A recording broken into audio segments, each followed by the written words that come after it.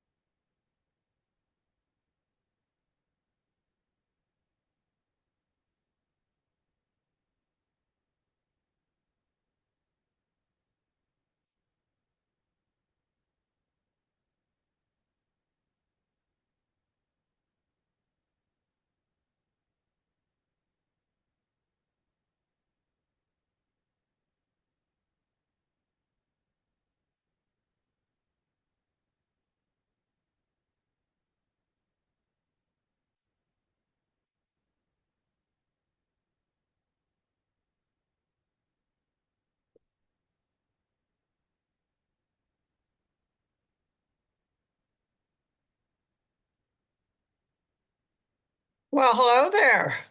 Hello, Miss Anita. How are you doing? I am good. It's nice to see you. Yeah, it's good to see you too.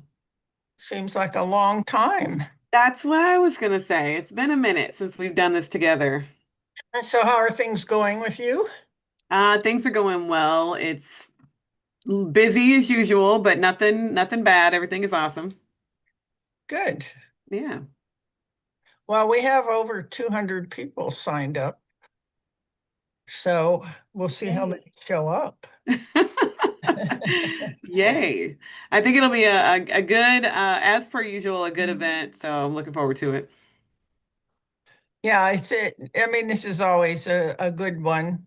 Any of the Google ones, particularly where you show people how to use free stuff. Yeah. And we're gonna do a lot of that today. There's a lot of tools in this workshop. So Yeah. Well, and you have a pretty big following too. So, people who like to hang out with me, which is what's important. I yeah, like it too, so it's going to be a yeah. good time. And I get to tell fun stories. Like we're going to talk about the Google profile, and I get to talk about how my husband got himself locked out of his own Google profile. Oh no. How did Yes. that happen? It's because he switched agencies. Like he's used to work with Coldwell Banker, and now he's working with EXP. And so I Oh, always tell people, don't use your work email to start your profile. yeah. He did. So Well, the problem is once you get locked out, it's hard to get back in. it's it's darn near impossible. It's very It hard. is. And It, so yeah. So that's a fun story I'll get to tell today. So yeah, it's a real challenge. yep. So, well, we have a bunch of people in the waiting room, so maybe I'll just go ahead and open it up. Yeah, bring them on in. I'll mute myself and let you do your run of show. Okay. Okay. All righty.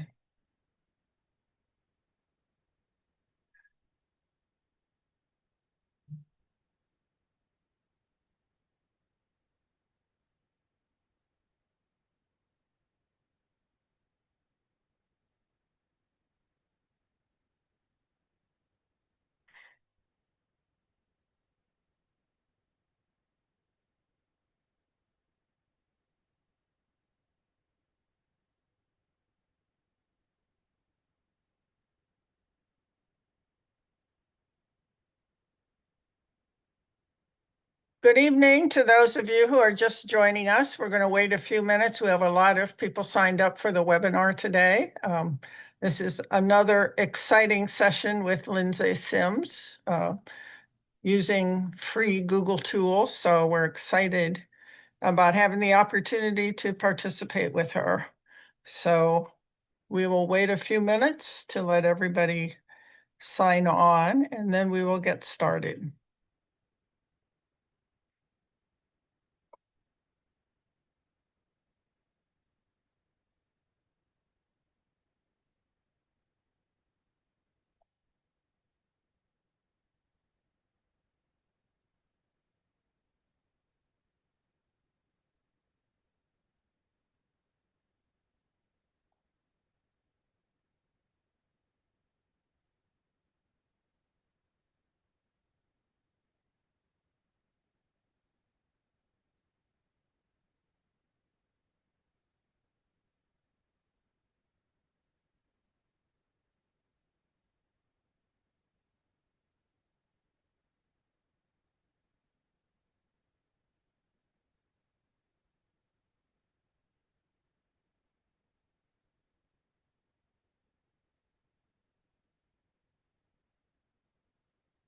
Okay, it's 7 o'clock, and I think I'll get started with the score slides, give you your maximum amount of time.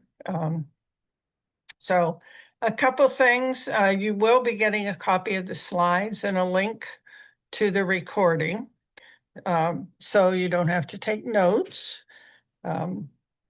Please use the chat, and I'm sure Lindsay will tell you how to do that.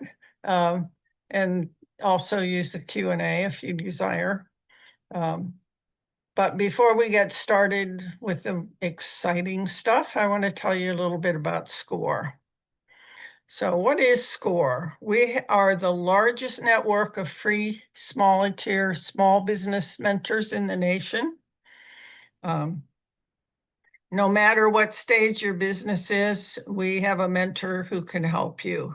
So it's really easy to request a mentor. You can go to our website. If you've met one of our mentors, you can actually select them directly, or you can put your zip code in and we'll match you with somebody. But it's important that you tell us what your business is or what your business idea is, so we can match you with somebody from the industry that you're looking to enter. Our mission is to foster vibrant small business communities, and we do this through mentoring and education. We hope that you, as a small business owner, have the resources that you need to be effective as a business owner and to be able to grow your business. We do know that small businesses drive the national economy and certainly the local economy. If you looked at the downtown area recently, a lot of small businesses have moved in, and that has really made a difference in our city. As you can see, we have volunteers across the entire country, over 10,000 volunteers. So if one of our local mentors doesn't have the background that is needed to help you, we can call on one of those people anywhere in the country who might have the right background. So again, don't hesitate if you think that you don't have the potential to have a mentor who can work with you.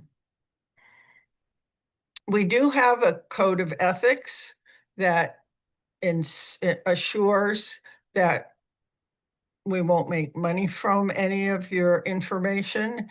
We won't use your data or any of your information for commercial reasons, and all of your information is confidential. So you can be comfortable that we're not taking advantage of your ideas. This is a snapshot of our website. If you go here, you can sign up for a local mentor. You can see what workshops are coming up, or also there are a lot of, we have nearly 100 recorded workshops that you can access and view at your leisure. There are a lot of other resources. There are templates that you can use for financial plans, marketing plans, etc. There are articles, there are blogs, so a lot of information. So when you have a few minutes, go to our website and just look at what's available. And if you're not in Cleveland, you also have a local website that's relevant to your community. So take advantage of that. Our services are free. We're able to provide them free, partially because we get support from the Small Business Administration, but also because there are many companies locally who want to support small businesses, and they support us to help you. So here's a QR code and our link to our website. And I think that's enough about SCORE. And I'm going to stop sharing and let Lindsay take over and get started with our exciting topic tonight. So go Thank to it. you. Thank you very much, Anita. It's nice to see all of you today. We have a lot of people in the room with us, and we have a lot more, I'm sure, coming. So, what I need everyone to do, because there are a lot of people here, so in case y'all are not used to being in a workshop with me, it might be your first time. This might be a new experience. What we do here is that we share in the chat. Like the chat is our place where we all hang out and talk and meet each other and all that. So if you could in the chat tell me who you are, where you are, and what your business is, because we're going to use you as examples. And those of you who are used to this know I love doing that. I love using your businesses as examples. So if you can tell me who you are, where you are, and what your business is, that would be great. I always keep an eye on the chat. So if you see me looking off to the side, that's me looking at the chat because I want to engage with you all in the chat. It's the best way to do that. So go ahead. If you have questions throughout the workshop, you can always drop them into the chat. I always have an eye on the chat, so it won't get by me, I promise. No matter how fast the chat is going, I will likely still be able to see what you're talking about, who you are, and all that stuff. So we got people from Michigan and Illinois and Texas. So that's what I said. Come on, tell us who you are because we have so many people from all over the place. So who are you? Where are you from? All that jazz. What you doing? We got Dion, someone here in Cleveland because I'm here in Cleveland. Hi, Dion. And we have Wisconsin in the house. We have people from all over. We got tea makers. Y'all, I am a tea drinker. This is like the first workshop I've given that I haven't had a cup of tea like with me to like warm my throat as I'm going because I have not had enough regular water today. So I have my regular water bottle here today. Okay, Jessica. Oh my goodness, Jessica. One of my favorite people is here, y'all. Jessica Brown is here. I hope she knows she's one of my favorite people. We got Detroit in the house with Susan, Grego from Chicago. So yeah, tell me who you are, what you're doing, where you're from, Michelle, because I am here to learn all about y'all. Audra's definitely been in one of our workshops before. Okay, so we have all of these people here hanging out with us tonight. I appreciate all of you telling us who you are, what your business is, and feel free, of course, to like chat with each other. I mean, I'm here to give you information, but if any of you have an answer to any of the questions that I come up with, or if I'm making a suggestion and you're thinking, oh, this suggestion might actually work really well for this person because this, go ahead, pop it into the chat. That's what we're here for. So, okay. So I'm going to go ahead and jump right on in. All the way from Atlanta. Okay, yeah, keep them coming. Tell us more about yourselves. And I will say, I'm going to introduce myself in like a split second. Here's my slide. I'm Lindsay. Hi, nice to meet you. I am the Ohio Grow with Google coach, but for now, in this moment, I am your Grow with Google coach wherever you are. So if you're in Michigan, if you're in Atlanta, if you're in wherever you are, I know I just compared a city to a state. You guys get what I mean. So if you're in Chicago, wherever you are, I am your coach tonight, where we're going to hang out and talk about how to grow your business using some of the tools that we just don't realize are like free and available for all of us to use. So if you were just arriving, I know we have a few more people who have popped in since I got started talking. So go ahead, use the chat to tell us who you are, introduce yourselves. And if you're a LinkedIn person, I would love to have you connect with me on LinkedIn. That's my favorite place to like hang out and talk with people. I am also available if you have questions after the workshop using that email address that you see on the screen. That is how you reach out to me. So that is it. As mentioned, SCORE is actually recording this, so there will be a workshop. Like you'll be able to see this afterwards because they're going to send you a link. But we're also available right now live on the SCORE YouTube channel, and we do a lot of workshops with SCORE. I personally do a lot of workshops with SCORE where we record them and put them on YouTube or stream them live on YouTube, and then they edit them up and make them all pretty. So if you want to go and look at this immediately afterwards, it's actually going to be up on YouTube, and then you can, see anything that you're like, I thought I heard her say X, Y, or Z. I love YouTube because it has you can scroll through and go get right to the exact moment that you're looking for. So that's always a great way to watch these workshops after the fact. So we are going to talk about one of my favorite underutilized tools, and I've already foreshadowed for Anita that we're going to talk about it in one of my one of my favorite ways, which is that my husband, who is one of my favorite people to talk about in any workshop at all, because he is also a business owner. And like a lot of you, I haven't seen anyone say that they have a real estate business, but my husband is a real estate agent, actively currently taking offers for best, what is it, best and highest and best by tonight or whatever for one of the houses that he has on the market right now. And I have a story to tell about him and how he used his Google profile in not a good way. A lot of great examples. And so we're going to talk about all the nitty gritties, the ins and outs, and all that jazz. So let's get started. Before I jump in, as I said, I love to know more about you all and what you're doing. So in the chat, if you could tell me, are you a brick and mortar business, or are you an e-commerce business, or are you a click and mortar? There we go. Jessica's got it. Are you click and mortar? Are you both? Like you do both things where you're brick and mortar and e-commerce? And what does that look like for your business? So, because I know Jessica's here, I'm totally going to use her business as an example because not only is Jessica here, but she's also going to be switching locations. So she's moving from one location to another location. Have you done it already, Jessica? Or are you moving soon? So she's moving from one location to the next. And so some of the stuff soon. So some of the stuff we're talking about is going to be very relevant to this business move that Jessica's about to make. So, okay. Oh, what? Michelle, girl, that is amazing. Okay, so QVC in the spring and fall online. Okay, so you have all these, you got brick and mortar closed in 15, e-commerce from this point forward. So we got a lot of combos. We got people who are both wholesale, online, festivals. Gotcha, Jennifer. Okay, so there's a bunch of different ways that we're engaging with our customers. And I'm going to keep that in mind, Jennifer, but I might call on you again, Jennifer Nowaki, because I like that the idea that you're doing like three different types of business where you got your wholesale, in-person sales, and some online sales and some source like so pop-up shops. Robin, okay, we got a lot that we can talk about because a lot of times with these business models that you all have, some of the answers to your questions are not obvious, right? Like the platforms that we're using don't tell us what to do if we're a pop-up shop. They don't tell us what to do if we're at farmers markets. They don't tell us what to do if we have a business model where we do festivals, right? So what we're going to do is talk about how you can use these platforms for all those things.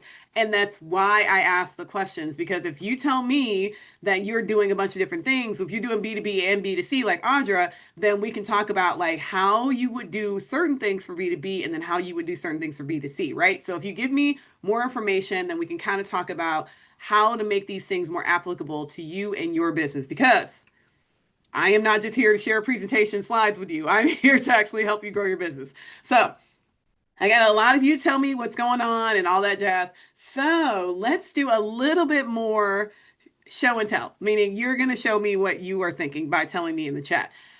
If you could tell me three things that you wish people knew about your business, and I really want this to be, think of it almost like, wow, if people knew X, Y, and Z, they would have no question about buying from us. They would immediately want to buy my stuff. They would want to hire me. They would want me to consult their business. They would pick us at the festival. What are those three things that if people knew this, and that, they would always want to buy from you. Now, I want you to think about your customer here because often the first thing we do is think about ourselves. So I don't want you to think about what you do. Like, I know, you might be a veteran and you might think, oh, well, I want people to know I'm a veteran owned business. That is a very good thing for people to know, and we will talk about that. But is that the decision making factor, right? I'm just gonna put that in there. Is that the decision making factor, or is there something else? Like the handmade, that's a big one because people really love handmade products, made in the USA, made in Ohio, even. That's another really good one. But let's throw in a third one that's more about the customer. Like, what is it that, well, if the customer knew that we could do this type of customization, or if they knew that we had products that ranged this direction, or if they knew that we were perfect for bridesmaids gifts, or if they knew what is that sort of thing? Like, what's the thing that if everyone really understood that we make the best fill in the blank thing, then they would always come to us for that thing because they don't know. And since they don't know, they don't come to us for that thing. So, what is that thing that when you're thinking, if they knew this, if they knew that we were the best niche tea that already includes a sweetener in the tea bag, if they knew that you got sustainable, higher grades, mainly organic. Okay, Jennifer. So this is the tea thing. If they knew that we had organic fruit flavors, as well as they knew that we had caffeinated and uncaffeinated. They knew that we had, like, what are the things that if they knew? Okay, Susan, made in the USA, custom made by artists. That's a good one. Customers are interested because I cater to the niche audience and customers can't get my products. Ah, Susan, that's a good one. They can't get it anywhere else. That's a nice one. So they're like, I'm the only one who does what I do. Okay, oh, Randy. Michelle dropping names. That's a good one, Michelle. So if you got Randy Finoli that you can actually drop as a bridal designer, that's huge because people will. I didn't know you carried Randy. Everybody loves Randy. Yes, I know who Randy is. So everybody loves Randy. Then that makes it a huge thing because now I can have a Randy Finoli design. Fun products that speak directly to those who work in nonprofits. Carol, so you're making nonprofit work fun, like you're actually engaging with people in a way that is fun and not just taking everything that we do in the nonprofit space so seriously. Oh, so Robin is like out here. I'm changing lives for people so we can help them with their prayer retreat. When 90% of Christians are not happy with their prayer life, so we can actually help you become happy with your prayer life. Okay, Robin, y'all are going in the right directions. And the reason why I want you to think like this is because the internet has become a context specific place. And I think everyone is going to understand what I mean when I say this. It has become a space where if you have a specialty desire and you type it into Google, Google's job is to deliver your specialty desire, right? And often people are not typing in single word Google searches anymore. They are typing in bigger searches, longer keyword phrases. They're typing with intent. They have an idea of something, but they may not have the words to describe it. So if we get back to that idea of Robin helping people with their prayer life, that is a really good one because there might be people who won't say that they're dissatisfied with their prayer life, but maybe they're feeling disconnected, right? So for Robin, she can take that concept that they're dissatisfied with their prayer life and say maybe they're praying, but they're feeling disconnected still. And then we can kind of go with that, go in that direction. So what I want you to be thinking is that sort of thing so that we can pull some language together and help y'all get found more and more and more because if the more we can help you get found the better, like that's the goal, like that's the ultimate end. So we're going to start with the basics. We're going to start on the bottom floor of content because it is so underutilized. Most of you, I hate to say it, most people are massively underutilizing their Google profile. Now, your Google profile is not just a business listing that you create and then you walk away from. So I'm going to ask for y'all to be a little bit vulnerable and real to me. How many of you have Google profiles? So put a one in the chat if you have a Google profile currently right now. So go ahead, put a one. We got ones, got some people coming up, ones. Now, okay, Audrey, you knew what my second question was going to be. Robin is like, I don't know. That's a good answer. Perfectly reasonable. Like, we got some ones. Okay, so Google profile, I have Google My Business is what it used to be called, Vicky. So Google My Business is like if you have the Google, like Google My Business is what the Google Business profile used to be. Adalis says yes. Okay, so a few people, Carol's like no. Richie, Richelle, no idea. Okay. So a few of you now. So all of you who said one, I want a three in the chat if you haven't touched it this year. If you haven't touched the profile this year in 2025, you have not touched that profile. Okay, three. Okay. Got some honest people in here. We got some people who are saying, okay, I haven't touched it in. Just set it up. Okay, just set it up. Got a three. Okay. This is the majority of people. So the majority of people will set up their profile and then kind of walk away from it. I love that you have an SEO helping you with your profile. Okay, Liala, we are going to talk about what the profile is. I want to get a baseline of where everyone is because there's some people in here who are like, I don't have a profile. Dane, we're going to talk about that with e-commerce as part of the reason why I asked kind of what it is that you're doing. Oh, good, Liala. I'm glad I got it right. So, but we're gonna talk about what this profile is and how it can be helpful, and we're gonna talk about it from, like I said, the basement level all the way up through like the mid tier of a Chicago pit, like high rise, right? We're gonna get mid tier on the Chicago high rise of things that are like pretty significant because often with our Google profiles, there's some things that we are maybe unfamiliar with, that we don't know how to use them. And if you are a fully strictly e-commerce business, you might not qualify for a Google profile. Might not. But there's likely, most people say they're strictly e-commerce and they're not actually. So we'll talk about what that means. Okay, so we're going to kind of use a case study. We're mostly going to use all of you. If you hadn't been so active and told me all your business, I would have to use the case study. But, but you guys have given me enough ammunition. I feel like I can use a lot of your businesses as examples as we go along. So the case study that we have is Woodward Throwbacks. They're actually in Michigan. So if you're familiar with them, then this is great because you actually are familiar with this business. But they are a really good example of a business to me that is not just using their Google profile. They're using a lot of different Google tools, including YouTube, which we are going to do a YouTube workshop in the next couple of months. So make sure you're on the schedule to get some more of these workshops from SCORE because we've got a whole slate of them for the summer. So they are great because they are completely optimized on their profile. They don't just have their name in there and, they are fully optimized. So what I want you to be thinking about with your profile is some of you are like, I'm fully optimized, but that's all. Like maybe you've closed the circle so that it says like 100% at the top of your Google profile, but that's all. You haven't done anything else with it. And we're going to talk about how to use it for more than just having that business listing, right? Susan, we can also talk about that. So Susan says it's hard to keep up with this profile, like how to keep it updated. We will talk about that because it doesn't have to be hard. Now, when I say what I'm about to say about near me and in stock, you all are probably not going to believe this, but it is absolutely how people are shopping.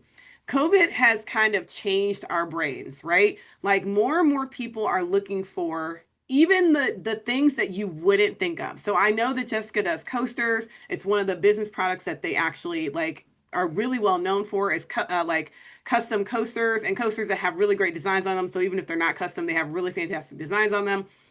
And you would not think that someone would be looking for coasters that are in stock near me. But the reality is that is a real search that someone is doing on a regular basis. Like people are always looking for things right now because, oh, I'm having people over and I just bought this brand new table and I don't want it to be ruined, but I don't have any coasters because we used to just put everything on what are those TV trays? Like we didn't have this problem before and now I have this problem and I have people coming to my house and I need to solve it right now. So often what you're not thinking about is that the fact that people are trying to solve a problem in this moment and they're often looking for someone that's very close to them even if they're going to order it online. So if they're going to order it online, they want to know that it's going to be shipped to them quickly and that like and there are a lot of people who are trying to be selective because like I said COVID changed the way we shop.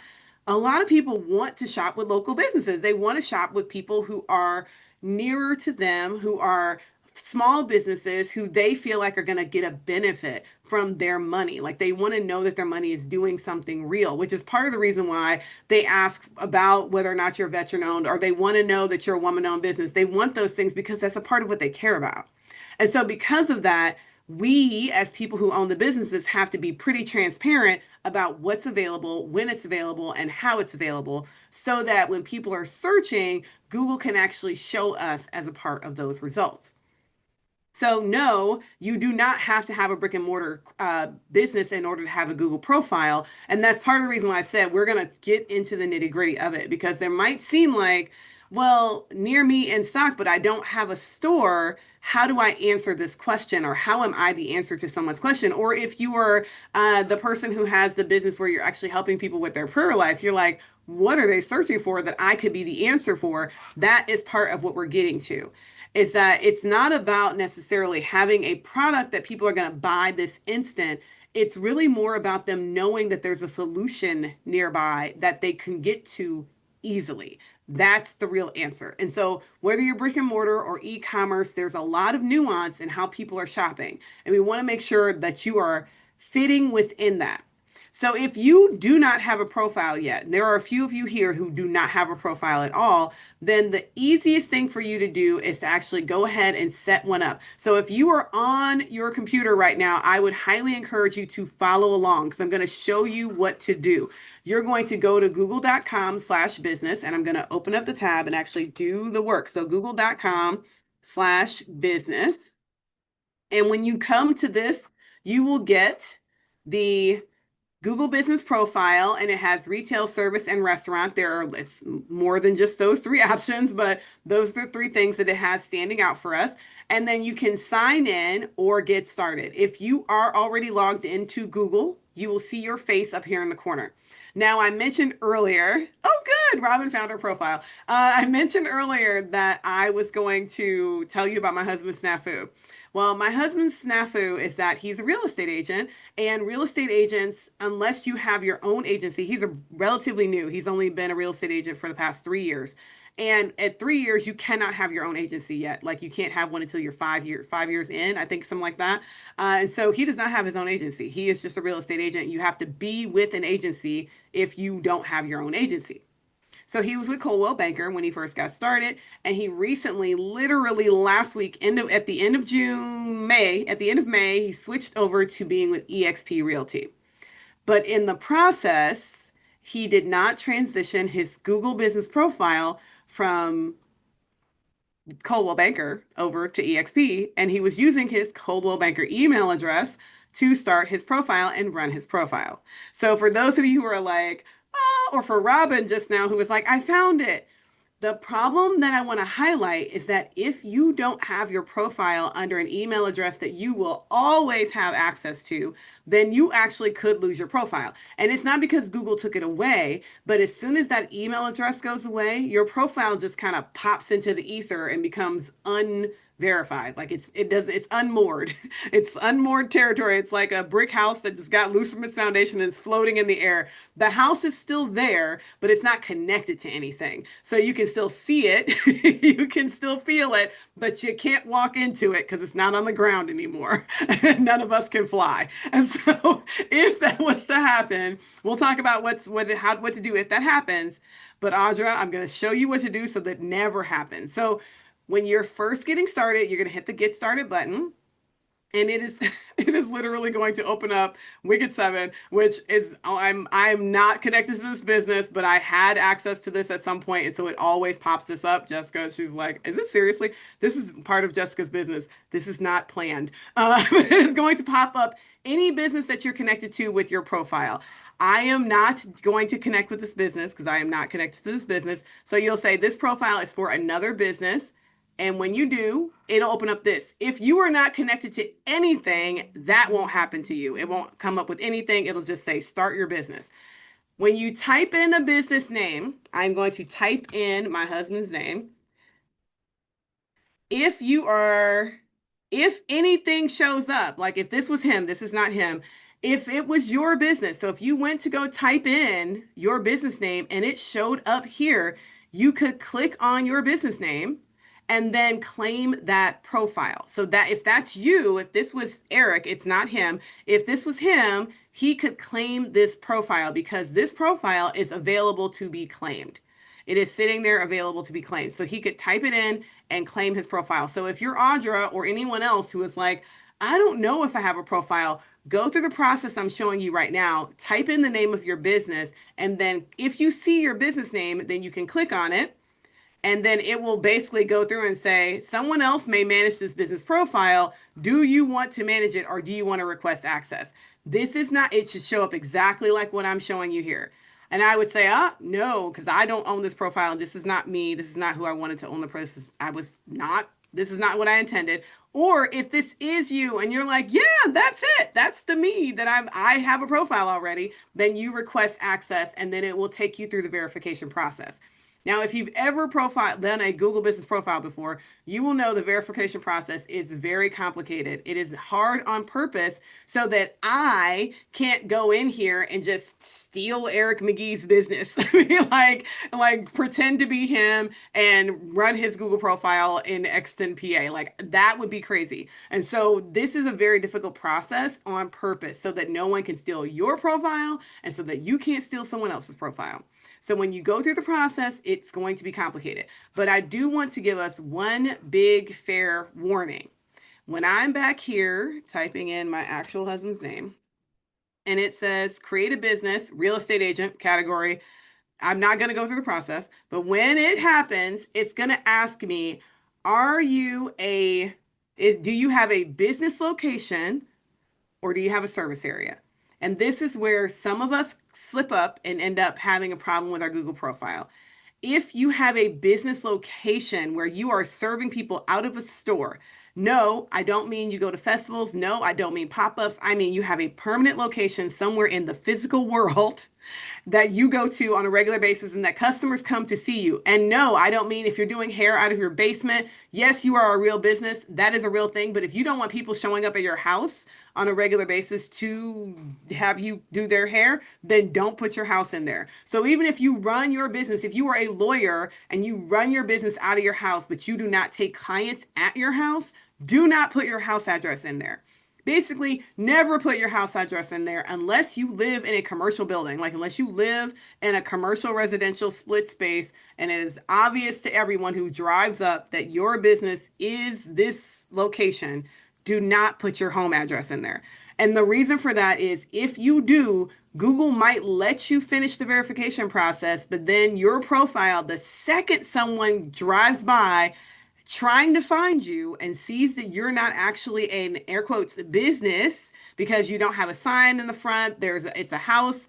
As soon as that happens, someone will flag your business as not the correct business and your profile will get unverified almost instantly. And so you do not want to put your house on there because even if you think, well, it's not that big a deal if someone comes to my house, first of all, who are you? It is a huge deal if some stranger comes to your house.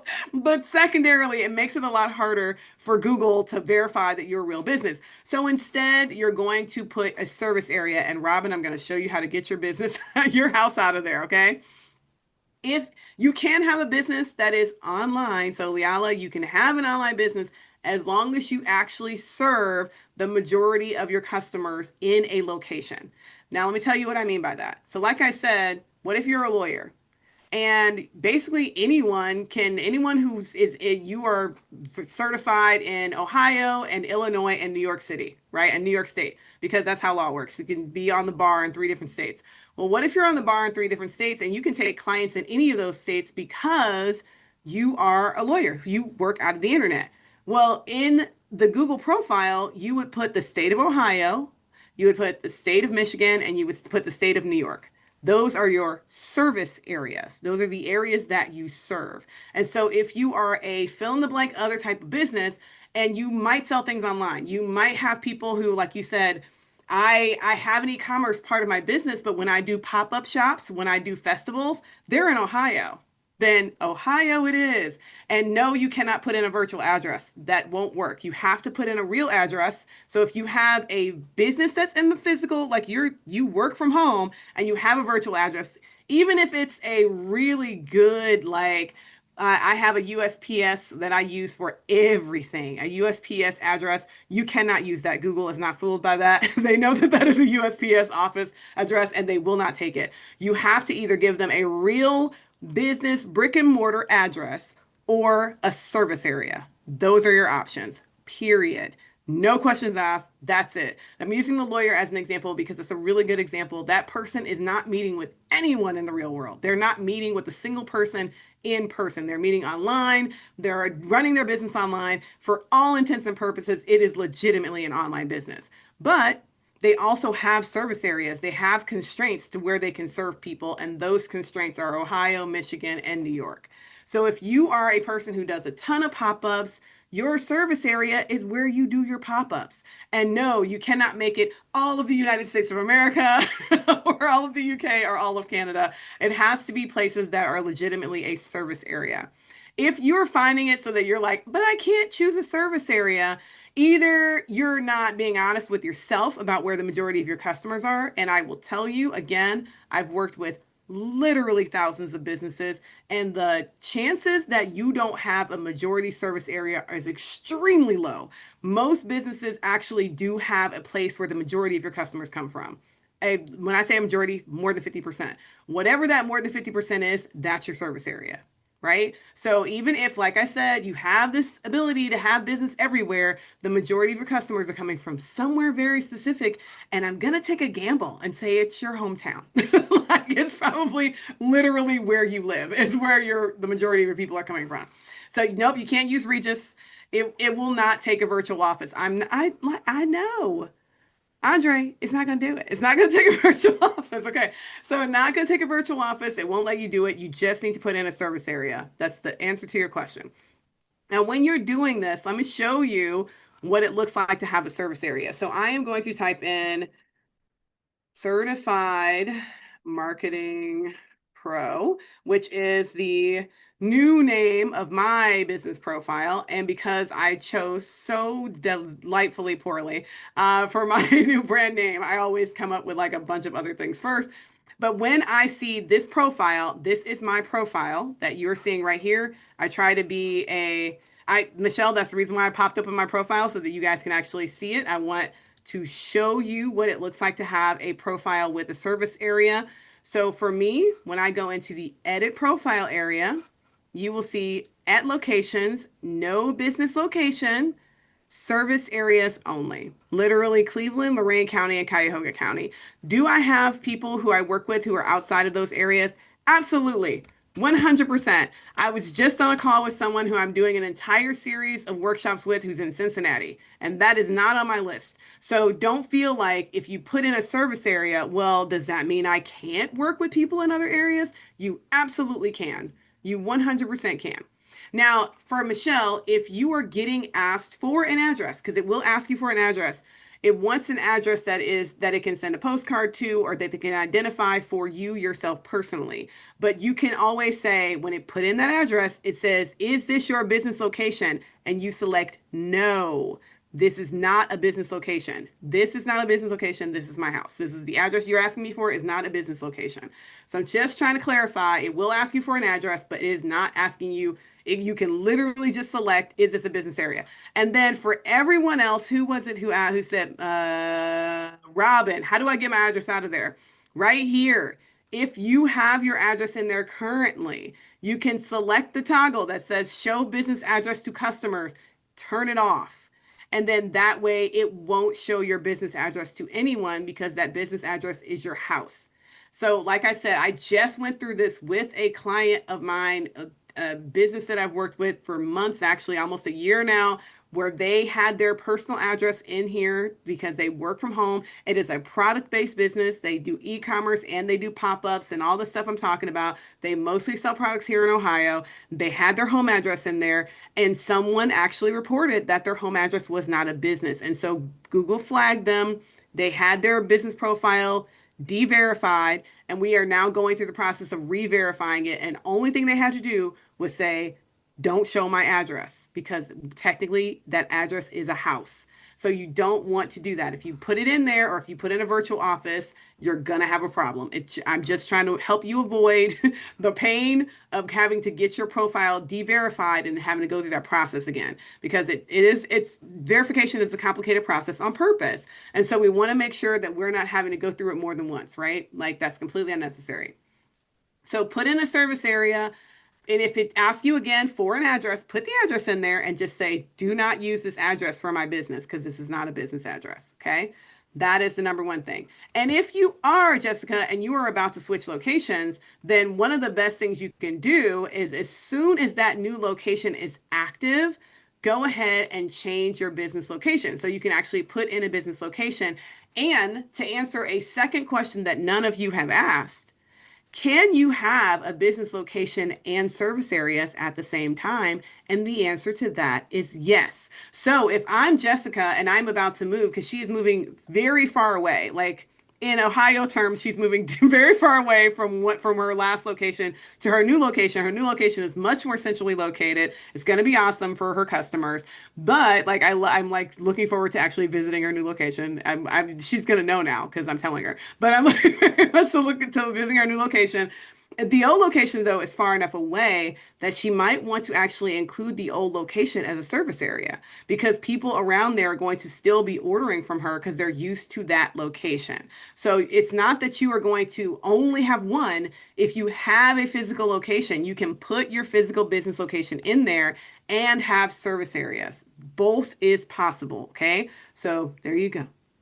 Okay, let me show you how I got to this spot. So Susan's like, how did you get here? So if you are going to put in a service area, this is me. All I did in order to get here was typed in the name of my business into the Google, literally into our Google search bar. And when I typed it in, no, not the URL to my website, but the name of the business itself, I was able to see my profile. And the number one reason is because I'm logged in as the right email address. So I'm going to show you in a second also how to not get your account taken away because you switched email addresses. So logged in as the correct email address, and then I go to edit profile. And under edit profile, you go to locations, and then under locations, it says location and areas because you can have a location and areas. So if you have a profile right now, I want you to think, which of these two should I have, or should I have both? Should I have a location and areas, or should I just have a location? It's up to you. Like I said, a bunch of y'all are doing a bunch of different things. You have businesses that are in the real world, you're doing pop-ups, you're all over doing all sorts of cool stuff. That is great. You can have multiple locations. Now, let me answer a question, another question that y'all didn't ask me. What if my products are in, let's say, Heinen's, right? So you might not sell your products online. Maybe you sell your products online, but then they're also sold in local grocery stores. Sir, ma'am, you are a local business. If that is the case, you are sold at Giant Eagles in Ohio, Pennsylvania. I'm trying to think of where Giant Eagle is. Ohio, Pennsylvania, Michigan. So that's local. That is a local business. So if you're sold in those locations, then you can also create service areas. And then in your description, you want to put where those service areas are. Okay, if it's a business with no physical location, you do the toggle off. Yes, that is how you do it. And they give you the option to put in a service area. So, or they give you the option and it's not to put in. Charlie, when you when you start in your business profile, when you first get started, it is going to ask you for a physical address. So that is going to happen no matter what. It wants a physical address because it is potentially going to send you a postcard. They don't do that very much anymore. I think they're actually decommissioning that option, but they always ask for a physical address because again, they want to verify that you are who you are. So that is going to happen no matter what. When you put that physical address in there, though, you can tell them this is not my business address. So when you put that address in there, you say, no, this is not a business address. I have and it says, or do you have a service area? And you say, yes, I have a service area. When you're first getting started, that's basically the sequence of events. Put in an address. No, this is not my business location. Yes, I have a service area. You put in the service area. Okay. So I hope that's clear. It's complicated, but it's not crazy complicated. So as we have been diving into it, y'all have seen a ton of stuff in the profile already. But I want to tell you a bunch of the secrets. So we were on the basement floor there, like service areas and locations. Those are huge. And I want to be clear, the vast majority of people actually can have a business profile. There's so few businesses that are truly online only, e-commerce. You don't interact with people in the real world. There's so few of those businesses that are like ineligible. Okay. So if you are a business under my voice, you probably can get a business profile. You would just have to go through the process of creating it. Oh, and I said I was going to show you how to not lose your profile. So we're back here in the profile. I'm going to answer your question in a second, Rochelle. And you're going to click on these three dots and you're going to go to business profile settings. Inside of settings, you have people and access. And what most people don't know is that you can make someone else the manager of your Google profile. So you don't have to be the only person managing your profile. Other people can manage the profile with you. Now, who are these other people? They might be other people that run the business with you. They might be people who are, team members that you want to help post more often. I think it was Sue who was like, how do I keep up with all of this? Well, Susan, if you want to have someone else posting on your profile, you can actually give them access and let them post for you. So that is one option. And the way to do that is in here where you add people. So you can add in someone who is either the owner, that's you, or a manager. They can make changes, but that is it. So you have owner or you type in an email address, and then that person's email address is they get an invitation. They have to accept the invitation, but once they do, they will show up here in people in access.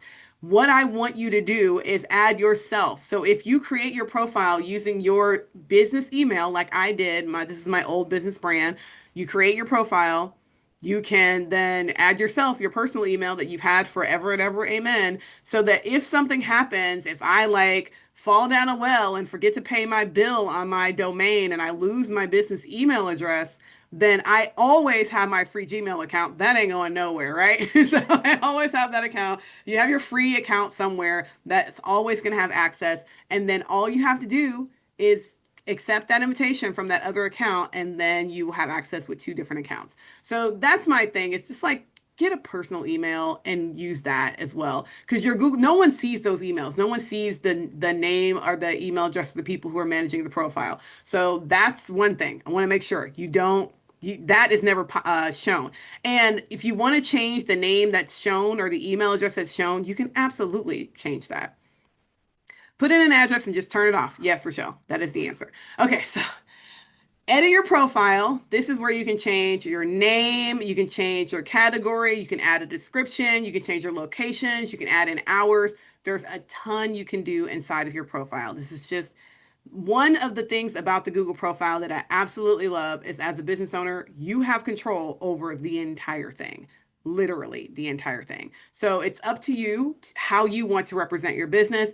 You can, if you have two different locations, if you have like I said, if you're a lawyer and you practice in Ohio and Michigan and in New York, you could have three different profiles. One that is lawyer Lindsay Sims Esquire, Ohio, one that is Lindsay Sims Esquire, New York, and one that is Lindsay Sims Esquire, Michigan, right? You can have them with three different business names. If you are like many of us business owners who have multiple businesses, you can have multiple profiles with different business names. You don't have to have one profile with all of the names, right? Like you can have a different profile. And so it's great because you can just manage them all together. It is a very useful thing. So your business profile has a lot of value.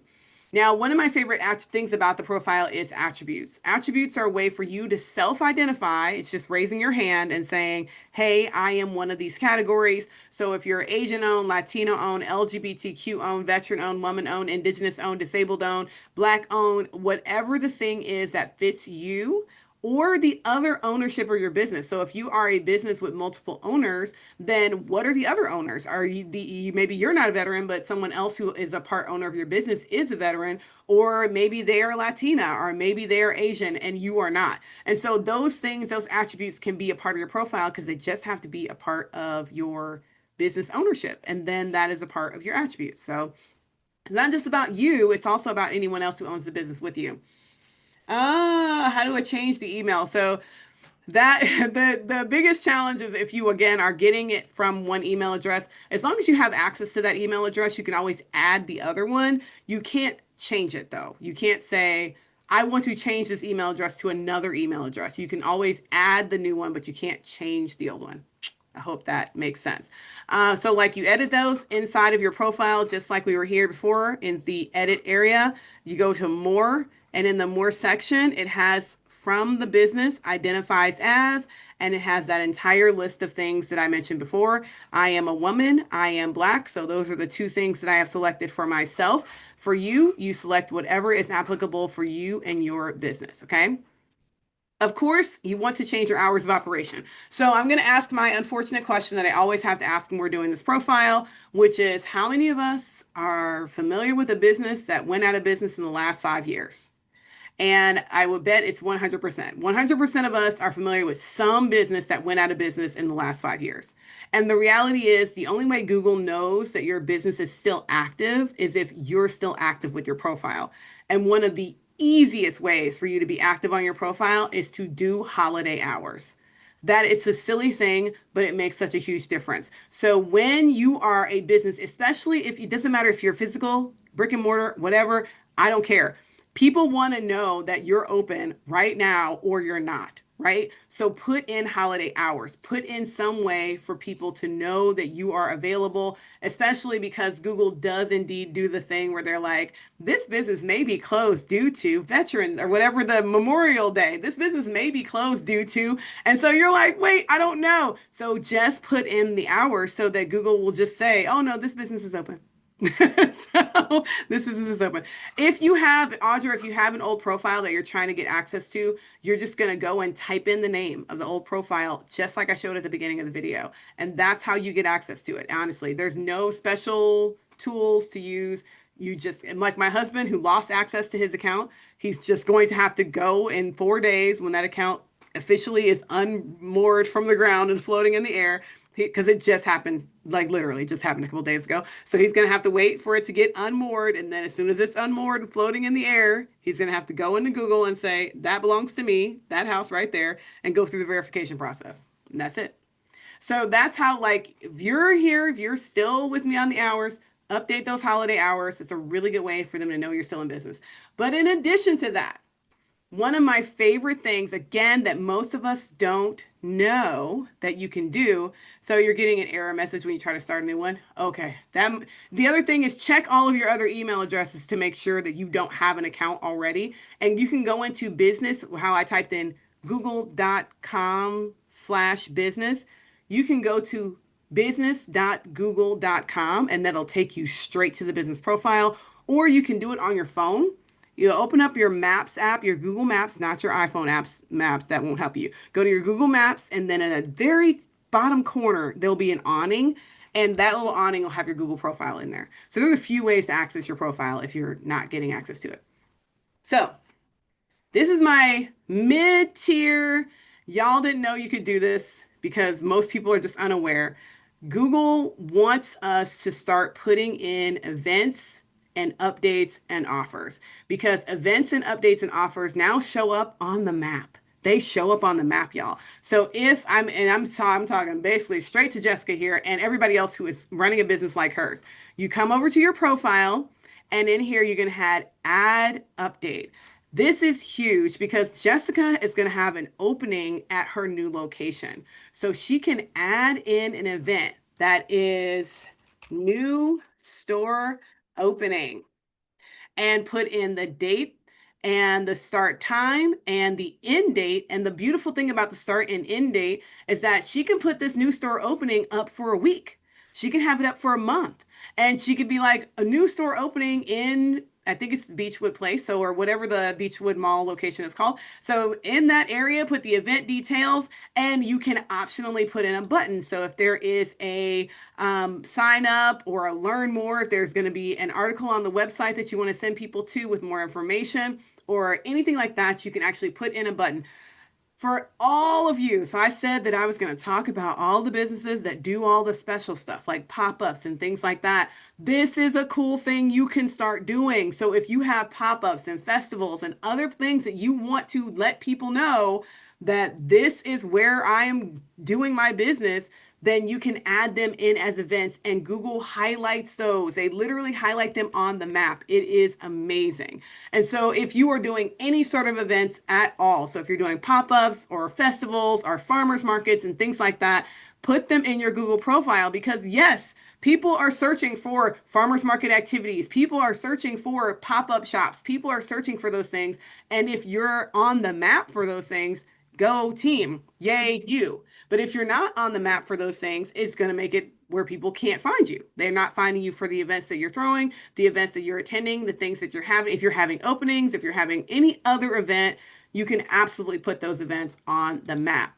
It is amazing. And yes, those events could be paid, right? So if you have a paid event, you can actually put in the event and then put in a link to your Eventbrite or whatever the thing is where people are going to have to pay for that thing on the other side of it. So yeah, yeah, right? So, okay, Liala, you're gonna have to come back to another workshop, because I'm like, I want to dig into your business, because other people say I'm never anywhere in the real world, and I'm like, but like, are you not ever? Because like, it's usually a function of like us not being creative. But yes, Charlie, that's a great way to collect emails for a campaign. It's a great, great, great way. Okay, so what do I mean by pop-ups? I mean, like, sometimes people do pop-up shops. Like here in Cleveland, we have a location. It's called Shaker Square, where a lot of the like storefronts in that location are empty, and so they will do like a whole weekend where the entire Shaker Square is full of businesses, but they're none of those businesses are permanent. They're all just there for the weekend. So that's the pop-up. So that's the idea, is that you're in a location for a short period of time.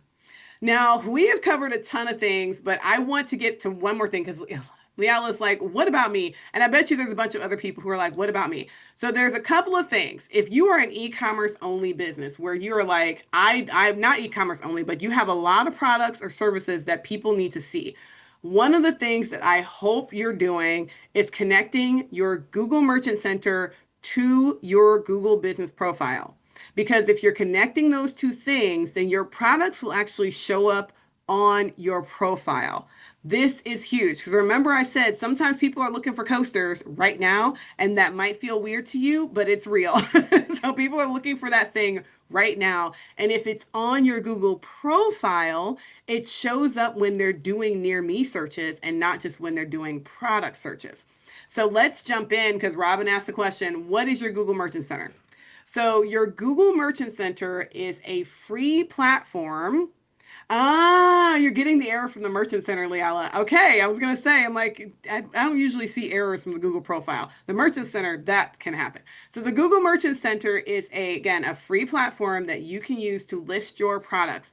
Now, this is great, again, if you have a product-based businesses, whether this is a product that is handmade, it does not matter if it is a handmade product or a product that you are importing or a product that someone else is making, an artisan or an artist. It doesn't matter, whatever kind of product it is, you can list it on your Google profile. Now, of course, there are categories that you can't use. Like there are restrictions for, I think, drugs and alcohol, which means that if you have a THC business and things like that, you will not be able to use your Google Merchant Center for that. But if you have a business that sells other types of items like food-based items and things like that, then you can absolutely use your Google business profile. So your Google Merchant Center, sorry, is a great way for you to show up in a bunch of other places. And yes, okay, having Simone has their Shopify connected to their Google Merchant Center, and that's huge. So what I'm going to give you as a last little wrap up is that for your Google Merchant Center, there's a couple of ways to do this really fast. One of them is to do what Simone just said, is that they connected their Shopify to their Google Merchant Center. But this is the reason I wanted to get to this slide specifically. You need to do this in a very specific order. You need to create your Merchant Center account first, and then you need to connect your Shopify or whatever merchant account you're using, because you can connect more than Shopify now.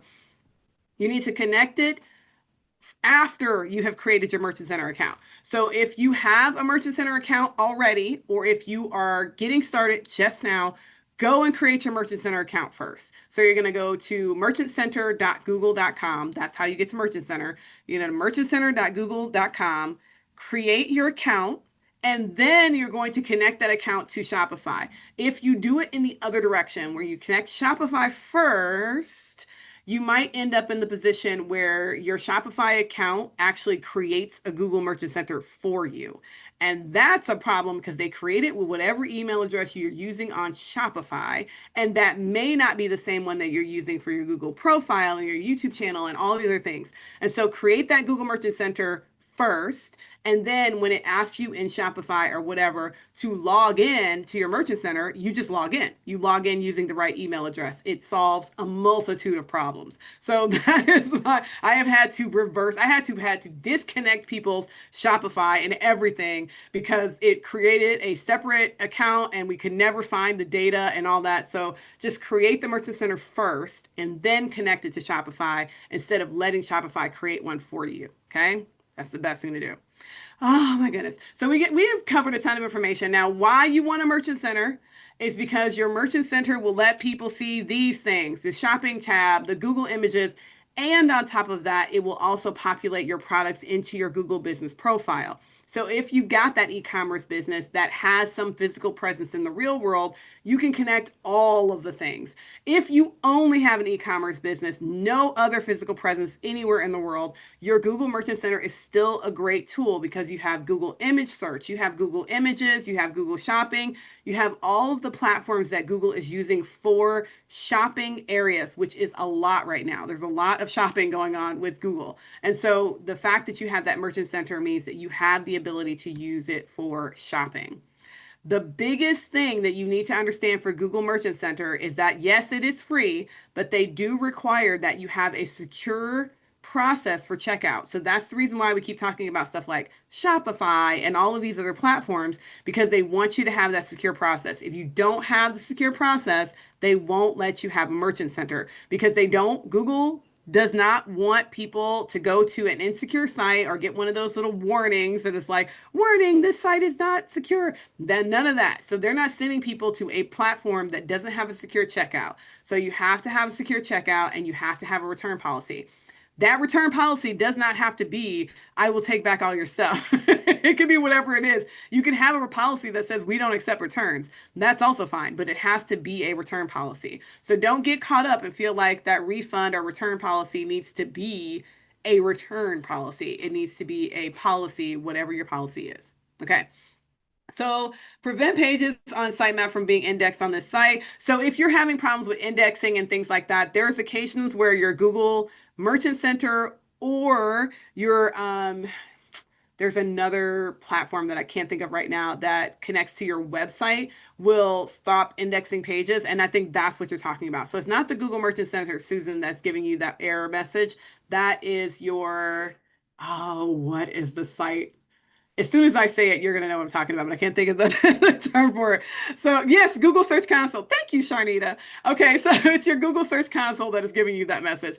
Google Search Console is a different platform that is not, that's also free. Like all these platforms are free and they all help you get found better, right? So when you're not getting indexed on Google Search, we can talk about that. That's actually coming up on another workshop that we're doing with SCORE. So y'all get on SCORE's calendar. Make sure that you see what workshops are coming up. If you're not on their email list, there's a lot more. I'm only doing a few workshops with them, and there's a ton of other people doing workshops with them. So either check out the YouTube channel for SCORE Cleveland because we've got a lot of videos up there, or make sure that you're on the email newsletter so that you're getting access all the time. So last thing, make sure you're setting yourself up for success in the last 5 seconds of this workshop. Make everything as simple as possible. Even if you are doing in the real world and offline, like make everything as simple as possible. Most people are searching on mobile, so make sure all of your processes are good, really good on mobile. The beautiful thing about the Google business profile is that it's native mobile, so it's fantastic. So y'all, there's so much that you can do with these profiles. Please start doing them right now. Go ahead, claim your profile, read and respond to reviews. Get your Google Merchant Center account set up first before you set it up connected to an account like Shopify, and then make everything as easy as fully possible. Yay! Dion is like, I'm gonna do my profile. Okay, so in the chat, while handing things back over to Anita, I'd love for you to tell me, what are you gonna do? What are you gonna do? I've given you a ton of information. How are you going to take advantage of it? Okay, okay. Go ahead, put it in the chat. Tell me what you're gonna do. Y'all are call the help desk. Audra's like, I need extra help. You can message me, Audra. I'm available. I will help you. I'm glad that you guys got a lot out of it. Thank you so much for hanging out with us tonight. Have a drink before getting started. It is 8 o'clock at night. I completely understand that one. Okay, well, thank you, Lindsay. As usual, lots of good, helpful hints, and I hope that people actually do what you advise them to do because it will help them be successful. And that's what we're all about. We want to help them to be successful business owners. So thank you all for attending. You have follow-up information. You will be getting a copy of the slides and a link to the recording. So look for that in the